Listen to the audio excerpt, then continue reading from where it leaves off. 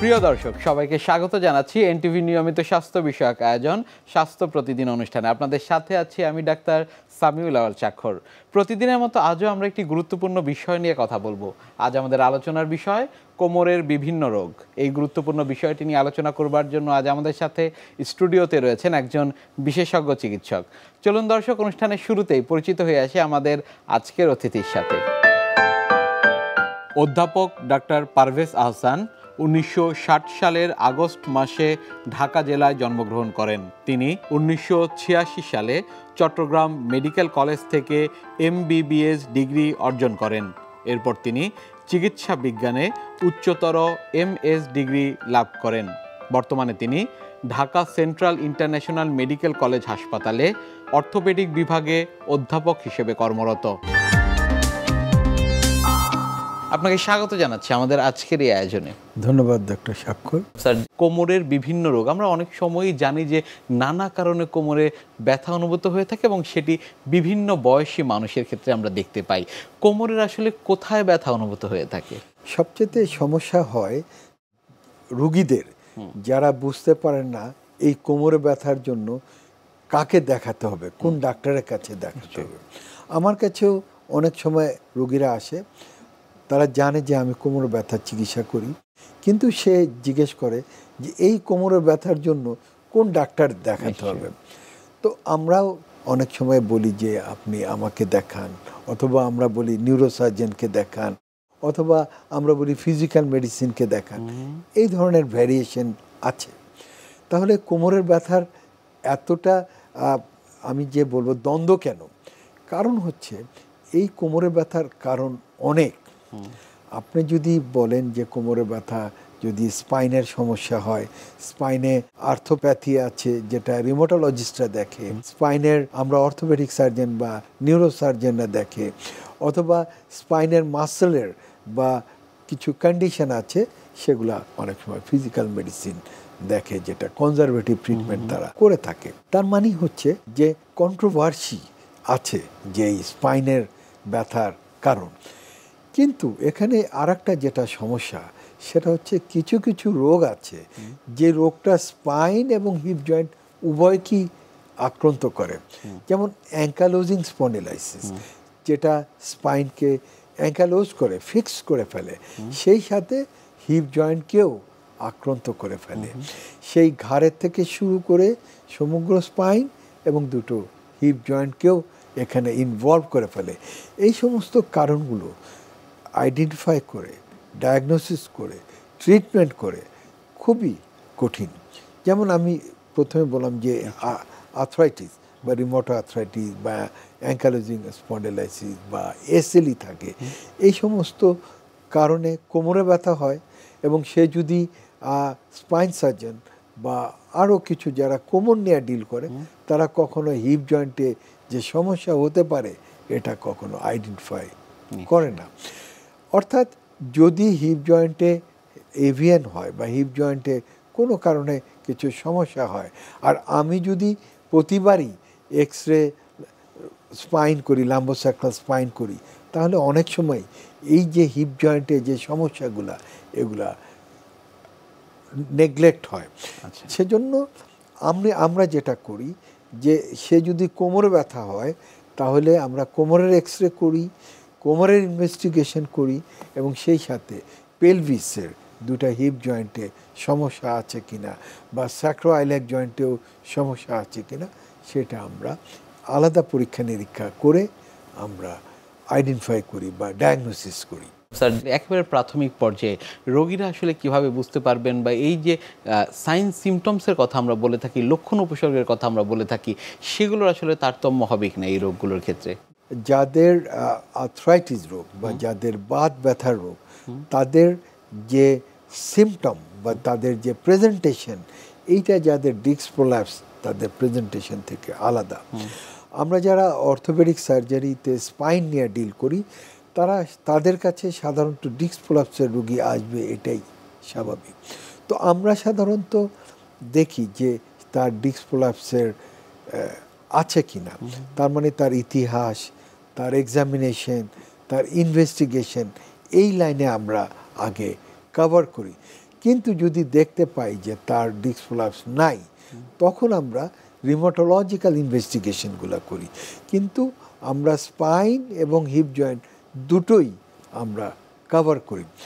যদি দেখি যে এমআরআই বা আদার এক্সরে বা আদার ইনভেস্টিগেশনে কোনো ধরনের ডিস্ক প্রলাপস বা স্পাইনের ওই রিলেটেড সমস্যা নাই, তাহলে অবভিয়াসলি আমরা ইনভেস্টিগেশন করি তার যে আর্থ্রাইটিস আছে কিনা, তার আরএ ফ্যাক্টর পজিটিভ কিনা, এনটিসিসিপি পজিটিভ কিনা, ইউরিক অ্যাসিড বাড়া আছে কিনা, এই সমগ্র সব কিছুই আমরা অ্যানালাইসিস করি। এবং রেয়ার কজ যেগুলো যেমন এসএলই, সেগুলো এন্টি ডিএনএ বা এন্টি ডিএসডিএনএ এগুলো করে আমরা এসএলইও আইডেন্টিফাই করি। এই যে স্যার কোমর ব্যথা, এই সমস্যা নিয়ে কখন আসলে চিকিৎসকের কাছে যাওয়া প্রয়োজন? অনেক ক্ষেত্রে রোগীরা দ্বিধান্বিত হয়ে থাকেন যে কখন আসলে যাবেন। অনেকের ক্ষেত্রে ব্যথা কমছে আবার বাড়ছে, অনেকে বাসায় থাকছেন, চিকিৎসকের শরণাপন্ন হচ্ছেন না। যে কয়টি কারণে রোগীরা ডাক্তারের কাছে শরণাপন্ন হয়, সেটা সবচেয়ে বেশি কারণ হচ্ছে কোমর ব্যথা। আবার অনেক কোমর ব্যথা রোগী আছে কখনো ডাক্তারের কাছে শরণাপন্ন হয় না। তো এইটার অনেক কিছু সাইড এফেক্ট আছে। যে বাসায় বসে বসে খালি ব্যথার ওষুধ খাচ্ছে, তার যেমন গ্যাস্ট্রিক আলসার হচ্ছে, তার যেমন মুখের রুচি নষ্ট হচ্ছে, তার যেমন কিডনি সমস্যা হচ্ছে, এবং আদার্স সাইকোলজিক্যালও সমস্যা হচ্ছে, তার ব্যথা ভালো হচ্ছে না, ব্যথার ওষুধ খেয়ে যাচ্ছে। এটা একটা সমস্যা। দ্বিতীয় সমস্যা হচ্ছে যে আমাদের অনেক ডক্টররা এই যে কোমর ব্যথার ভালো করা, তাড়াতাড়ি ভালো করার জন্য অনেকেই যত্রতত্রভাবে স্টেরয়েড দিচ্ছে। এটাও একটা সাইড এফেক্ট। এবং অনেকেই আবার দুটো অ্যানালজেসিক্স, দুটো ব্যথার ওষুধ একসাথে ব্যবহার করছে। এগুলাও তাকে যদি প্রপার কাউন্সেলিং করি, দেখেন কোমর ব্যথা ভালো হওয়া একটু কঠিন, কিন্তু বেশি ব্যথার ওষুধ খাওয়া কিন্তু আপনার জটিলতা দেখা যাবে। সে অবশ্যই মেনে নেবে। তাকে তার অজান্তে আপনি দুটো ব্যথার ওষুধ দিচ্ছেন, একটি স্টেরয়েড দিচ্ছেন, এতে করে তার স্বাস্থ্যগত দিকে অনেক ক্ষতি হয়। সেজন্য আমরা যেটা চিন্তা করি যে তাকে এত তাড়াতাড়ি ভালো করার দরকার নেই। তার যদি ওষুধে ভালো না হয়, তাহলে আমরা ফিজিওথেরাপির হেল্প নিতেই পারি। যদি ভালো না হয়, তাহলে পেইন ম্যানেজমেন্টের সহযোগিতা নিতেই পারি। এবং সেই কারণে অনেক সময় পেইন ম্যানেজমেন্টটা তারা বিশেষ করে অ্যানালজেসিক্স দিয়ে তারা কমিয়ে ফেলে। তো আমি যেটা বলতে চাই যে কোমর ব্যথার জন্য এত যত্রতত্র স্টেরয়েড না ঠিক। সেক্ষেত্রে আসলে কাউন্সিলিংটা আপনারা কিভাবে করে থাকেন? আমরা কাউন্সিলিং যেটা করে থাকি, যে দেখেন কোমরে যদি ডিস্ক প্রলাপস থাকে, এটা স্টেজিং করে এমআরআই করতে, যে এটা দেখেন অল্প আছে, এটাও আপনার মাঝে মাঝে ব্যথা হবে, এবং অল্প ব্যথার ওষুধ সাথে মাসেল রিল্যাক্সেন্ট এগুলো দিয়ে আপনার ঠিক করবেন। যদি অল্প দেখি, অনেক সময় তাকে আমরা ফিজিও দিয়ে, ব্যাক মাসেল স্ট্রেন্থেনিং এক্সারসাইজ দিয়ে আমরা এটা করে মানে চিকিৎসা করে থাকি। কিন্তু মাঝামাঝি যাদের হঠাৎ করে ব্যথা হয়, হঠাৎ করে ভালো হয়, এই ধরনের ক্যাটাগরিতে রুগী চিকিৎসা করা কঠিন। সেজন্য তাদের আমরা বলে দিই যে আপনি যদি সামান্য ব্যথা হয়, তাহলে আপনি ওষুধ খাবেন এবং মাসেল রিল্যাক্সেন্ট তখন খাবেন, যত্রতত্র না। কিন্তু সারা ঢালাওভাবে ব্যথার ওষুধ আপনি খাবেন না। এটা হচ্ছে কাউন্সিলিং মেইন সমস্যা। এটা একটা কাউন্সিলিংয়ের মূল উপাদান, যে আপনার যত্রতত্রভাবে ব্যথার ওষুধ খাবেন না। অ্যাভাসকুলার নেক্রোসিস, সেক্ষেত্রে আসলে কি হয়ে থাকে মূলত? আমাদের দেশে যে কারণে এভিএন হিপ জয়েন্টে হয়ে থাকে, সেটার দুটো কারণ আমি আইডেন্টিফাই করেছি। একটি হচ্ছে যত্রতত্রভাবে ব্যথার ওষুধ খাওয়া এবং স্টেরয়েড নেওয়া। দ্বিতীয়ত, অনেকেই বিশেষ করে আমাদের গ্রামের মহিলারা, তারা মোটা হতে চায়, এবং মোটা হতে গেলে ওইখানকার যে ডিসপেন্সারি লোক থাকে, সে অবশ্যই স্টেরয়েড দেয়। আর আরেকটি কারণ যেটা আমি আইডেন্টিফাই করেছি, যে হোমিওপ্যাথি ওষুধ যেটা খায়, এটার ভিতরে স্টেরয়েড থাকে, এবং যারা দীর্ঘদিন হোমিওপ্যাথির ওষুধ খায়, তাদের সাধারণত avascular necrosis of the femoral head হয়। তাছাড়াও অনেক সময় যাদের আর্থ্রাইটিস আছে, যেমন রিমোট আর্থ্রাইটিস বা অ্যাঙ্কালোজিং স্পন্ডিলাইটিস, তাদেরও একটা সময় তাদের ফিমোরাল হেডটা অ্যাভাসকুলার নেক্রোসিস হয়ে মরে যায়। স্যার, অ্যাভাসকুলার নেক্রোসিসের ক্ষেত্রে কি হয়ে থাকে এবং প্রাথমিক পর্যায়ে লক্ষণ উপসর্গ কেমন থাকে? অ্যাভাসকুলার নেক্রোসিসের পেশেন্ট আমাদের সাধারণত ইয়ং জেনারেশন থেকে আছে, যারা 19-20 বছর বা 24 বছরের মধ্যে। এই সমস্ত গ্রুপের লোকরা শান্ত বললে যে আমি সবসময় ব্যথা করে না, হঠাৎ হঠাৎ করে আমার কুচকিতে ব্যথা হয়, তখন আমরা এক্সামিনেশন করি, আমরা হিপ জয়েন্টের বিভিন্ন এক্সামিনেশন করে আমরা বের করি যে তার হিপ জয়েন্টের সমস্যা হচ্ছে। এবং এই ধরনের রুগীদের আমরা সবসময় বলি যে আপনি ওষুধ পরিহার করেন, স্ট্রেট পরিহার করুন, এবং আপনি মাটিতে বসবেন না, এবং কিছু ওষুধ দিই যেটা তাদের জন্য ভালো। নিশ্চয়ই স্যার, কোমরের রোগ এভিএনটি কি কি পরীক্ষা নিরীক্ষার মাধ্যমে আপনারা নিশ্চিত করে থাকেন? প্রথমে আমরা সবসময় আমরা ইতিহাস নেই, আমরা এক্সামিনেশন করি, এবং এক্সামিনেশন সময় আমরা সন্দেহ করি, তারপরে আমরা এক্সরে করি, এবং যদি এক্সরেতেও যদি সন্দেহ হয় তখন তারপরে আমরা এমআরআই করি, এবং এমআরআই খুব হালকা এভিএনও যদি হয় এমআরআইতে আমরা সেটা পেয়ে যাই। পরবর্তীতে চিকিৎসা পদ্ধতির ক্ষেত্রে কি কি রয়েছে? আমাদের প্রথমে আমরা অবজার্ভ করি, রোগীটার আর্লি স্টেজ যদি হয় অবজার্ভ করি, তাকে খেলাধুলা এবং এক্সারসাইজ থেকে একটু বিরতি নিয়ে আমরা তাকে একটু রেস্ট দেই। আচ্ছা। দ্বিতীয়ত আমরা যদি কিছু ওষুধ ব্যবহার করি, অনেক সময় যেখানে রক্ত চলাচল বৃদ্ধি পায় ওই হেডের ভিতরে আমরা রিভরক্স দেই, আমরা অ্যাটোভা দিই যাতে প্ল্যাটলেট ওই জায়গায় না যায়, এটা আমরা করি। এবং অনেক সময় তার যদি অ্যান্টিপ্ল্যাটলেট, যেটা অনেক সময় হার্টের রোগীরা যে ওষুধটা খায় সেটাও আমরা প্রয়োগ করি এখানে। এবং অনেক সময় অ্যালিডোনিক সোডিয়াম বা ওখানে যে ক্যালসিয়ামটা আছে সেটা বৃদ্ধি করার কিছু ওষুধ প্রয়োগ করি। এভাবে আমরা অবজার্ভ করি 1-2 মাস। যদি এটা ফেল করে তাহলে আমি নিজে এটা করি না, অনেকে লেজার বা পিআরপি দিয়ে কিছু চিকিৎসা পদ্ধতি আছে যেটা দিয়ে কিছুদিন কভার করে। যেটা সার্জারি, আর্লি সার্জারি, যে বয়স কম, আমরা যেটা করি সেটা ডিকম্প্রেশন করি, অর্থাৎ যে এখানে তো রক্ত চলাচল কমে যায় ফিমোরাল হেডে, অনেক সময় ভেতরে যে ফ্যাট সাবস্ট্যান্স আছে এটা চাপিয়ে রক্তনালীগুলোকে, রক্ত চলাচলকে আমাদের ইন্টারাপ্ট যেটা করা হয় সেটাকে প্রিভেন্ট করার জন্য আমরা অনেক সময় ডিকম্প্রেশন ব্যবহার করি। ডিকম্প্রেশন অর্থ যেখানে রক্ত চলাচল কমে গেছে ওখান থেকে হাড় বের করে নিয়ে নতুন হাড় ওখানে ডিপোজিশন করাই, এভাবে আমরা ডিকম্প্রেশন করি। কিন্তু এটা আমাদের দেশে অত পপুলার না, কারণ আমাদের দেশের রুগীরা একাধিক সার্জারিতে বিশ্বাস করে না। তারা মনে করেন সার্জারি করলাম আর আমার হয়তো মৃত্যু খুব কাছে চলে আসছে, সেজন্য যথাযথভাবে আমরা সার্জারি করি না। যে ডিকম্প্রেশনটা এটা বাইরের দেশে অনেক পপুলার, আমাদের দেশে এটা খুব বেশি হয় না। আমাদের দেশে করি যে স্টেজ 3 পরে 3 এবং 4 যদি হয় তখন আমরা হিপ রিপ্লেসমেন্ট করি।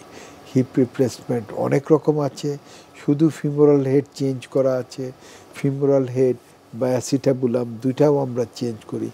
এভাবে আমরা হিপ রিপ্লেসমেন্ট করে থাকি এভিএনের গ্রেড 3 এবং গ্রেড 4। কোমরের বিভিন্ন রোগ নিয়ে আপনার কাছ থেকে শুনছিলাম। আমাদের এই অনুষ্ঠানের একটি নিয়মিত সেগমেন্ট হচ্ছে বিভিন্ন খাদ্যের পুষ্টি গুণাগুণ সম্পর্কে আমাদের দর্শকদের জানিয়ে দেয়া। প্রিয় দর্শক, দেখছেন স্বাস্থ্য প্রতিদিন। কথা হচ্ছিল খুব গুরুত্বপূর্ণ একটি বিষয়, কোমরের বিভিন্ন রোগ নিয়ে। অনুষ্ঠানের এ পর্যায়ে দেখে নেব বিভিন্ন খাদ্যের পুষ্টি গুণাগুণ সম্পর্কে আমাদের পুষ্টিবিদের কাছ থেকে।